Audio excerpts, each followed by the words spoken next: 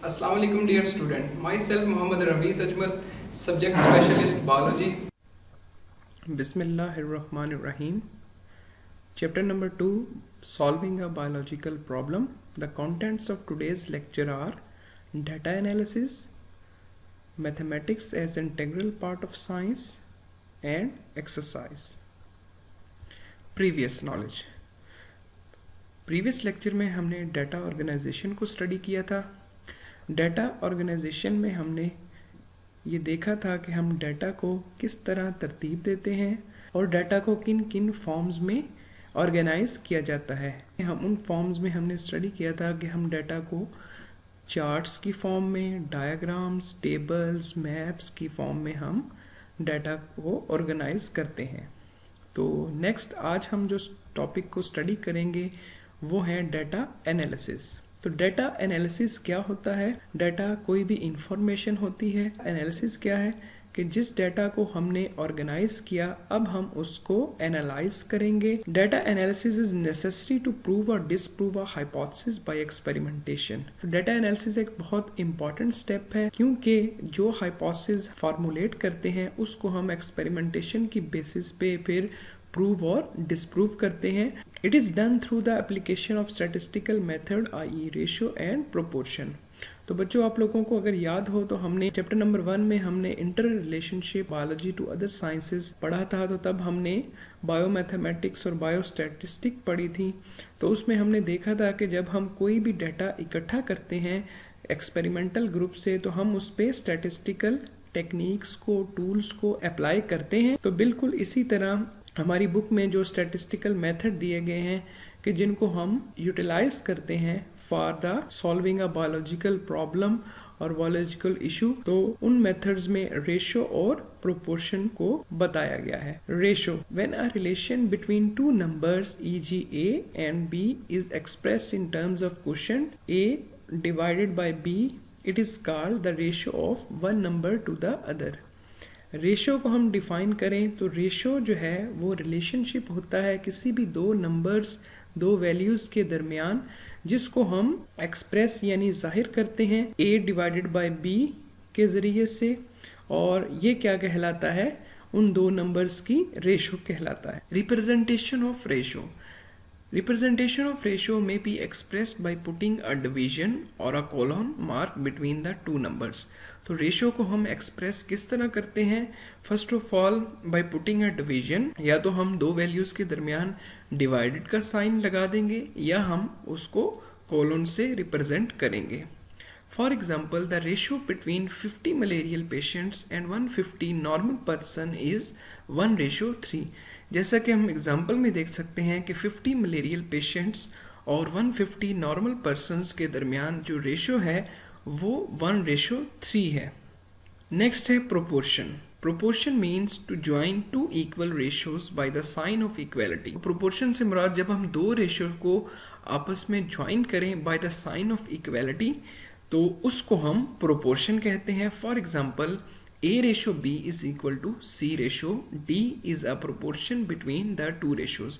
जिस तरह हम इस एग्जाम्पल को देखें तो a/b एक दो वैल्यूज के दरमियान की रेशियो है एंड इक्वलिटी, देन c/d दो वैल्यूज के दरमियान की रेशियो है। तो इस तरह इनको ये दो रेशियोज को एक्सप्रेस किया गया है। This proportion may also be expressed as a/b proportion c/d। तो इसको हम इस तरह से एक्सप्रेस करते हैं when three values in a proportion are known, the fourth one x can be calculated। तो प्रोपोर्शन का पर्पस क्या होता है? प्रोपोर्शन को इसलिए इस्तेमाल किया जाता है कि जब हमारे पास 3 वैल्यूज जो हैं वो गिवन हो, नाउन हो, तो हम फोर्थ वन यानी x की वैल्यू को हम डिटरमाइन कर सकते हैं, कैलकुलेट कर सकते हैं। For example, a biologist can calculate how many birds will get malaria when he allows infected mosquitoes to bite 100 healthy sparrows। तो अगर एक बायोलॉजिस्ट ने कैलकुलेट करना है कि कितने बर्ड्स जो हैं वो मलेरियल इन्फेक्टेड हो सकते हैं तो इसके लिए उसने टोटल 100 हेल्दी स्पैरोज ली और उनको मॉस्किटोज से इन्फेक्ट यानी बाइट करवाया। तो in the previous experiment he noted that when he allowed mosquitoes to bite 20 sparrows, 14 out of them got malaria। तो इससे पहले जो उसने एक एक्सपेरिमेंट कंडक्ट करवाया था, ये उसने नोट किया था कि जो टोटल नंबर ऑफ स्पैरोज थी वो 20 थी। तो जब उसने इन्फेक्टेड मॉस्किटोज को बाइट करवाया हेल्दी स्पैरोज पे, तो उस 20 स्पैरो में से 14 जो हैं वो मलेरिया से इन्फेक्ट हुई। Now he uses the proportion rule.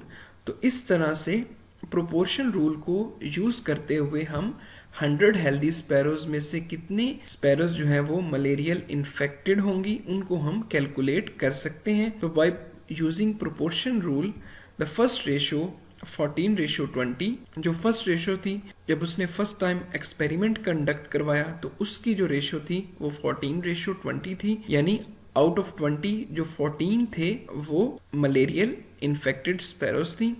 अब सेकंड रेशो, उसमें जो वैल्यू गिवन है वो 100 हेल्दी स्पैरोज हैं, तो हमने x की वैल्यू को bye using proportion rule find करना है। तो x की वैल्यू को प्रोपोर्शन रूल के मुताबिक फाइंड करते हुए, तो फर्स्ट जो रेशो थी 14:20, proportion x ratio 100। So by using proportion rule x divided by 100 is equal to 14 divided by 20, then cross multiplication x multiplied by 20 is equal to 100 multiplied by 14। चूंकि हमने x की value को find करना है तो x is equal to 100 by 20 multiplied by 14 and we get the value of x which is 70. The answer is 70. So in this way we can calculate the value of x by using proportion rule. Statistic are thus a means of summarizing data through the calculation of mean value. तो statistic को हम apply करते हुए mean value को calculate करते हैं और फिर उसी बिना पर हम जो data है उसको summarize करते हैं। This step is very important as it transforms raw data into information which can be used to summarize and report result. ये बहुत इंपॉर्टेंट स्टेप है क्योंकि इस स्टेप में जो रॉ डाटा था उसको हम एक प्रॉपर इंफॉर्मेशन में कन्वर्ट करते हैं और फिर इसी को यूटिलाइज करते हुए हम डाटा को एनालाइज करते हैं और फिर उससे उस डाटा को समराइज करते हुए रिपोर्टिंग द रिजल्ट, जो कि लास्ट स्टेप है बायोलॉजिकल मेथड का, उसको हम बनाते हैं। देन सेकंड जो टॉपिक था हमारा आज के लेसन वो है mathematics as integral part of scientific process. Mathematics जो है इसको हम इंटीग्रल पार्ट समझते हैं साइंटिफिक प्रोसेस का। Biological method also involves the use of applied mathematics to solve a biological problem. तो बायोलॉजिकल मेथड को सॉल्व करने के लिए अप्लाइड मैथमेटिक्स को यूज किया जाता है। Major biological problems in which knowledge of mathematics is used include gene finding, protein structure and protein interactions etc. तो मेजर जो बायोलॉजिकल प्रॉब्लम्स हैं जिनको सॉल्व करने के लिए मैथमेटिक्स के रूल को अप्लाई किया जाता है, उनमें जीन फाइंडिंग, जीन को फाइंड करना, जीन के नंबर को कैलकुलेट करना, इसी तरह प्रोटीन के स्ट्रक्चर को कैलकुलेट करना और देन प्रोटीन इंटरेक्शंस, यानी एक प्रोटीन दूसरे प्रोटीन के साथ किस तरह इंटरेक्ट करती है। इन सब मेजर बायोलॉजिकल प्रॉब्लम्स को सॉल्व करने के लिए हम मैथमेटिक्स के टूल्स को अप्लाई करते हैं। तो इसी वजह से मैथमेटिक्स को integral part of scientific process समझा जाता है, क्योंकि हम इसी को यूटिलाइज करते हुए हम बायोलॉजिकल प्रॉब्लम को सॉल्व करते हैं।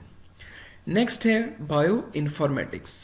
The bioinformatics refers to the computational and statistical techniques for the analysis of biological data. तो बायो इन्फॉर्मेटिक्स बहुत इंपॉर्टेंट डेफिनेशन है। ये बायोलॉजी की सब ब्रांच है जिसमें हम स्टैटिस्टिकल टेक्निक को यूज करते हुए हम बायोलॉजिकल डाटा को एनालाइज करते हैं, उसको कंपेयर करते हैं। रिकैप्चुलेशन लेक्चर को समराइज करें तो फर्स्ट ऑफ ऑल हमने डाटा एनालिसिस को स्टडी किया कि डाटा एनालिसिस क्या है। डाटा हमें पता है कि हम किसी भी इंफॉर्मेशन को कहते हैं और एनालिसिस उसी इंफॉर्मेशन को का जब हम कंप्लीटली तज्जिया करें तो वो डाटा एनालिसिस कहलाता है। तो डाटा एनालिसिस में हम स्टैटिस्टिकल मेथड को अप्लाई करते हैं। तो हमने आज जो दो मेथड पढ़े थे उनमें रेशो और प्रोपोर्शन को स्टडी किया।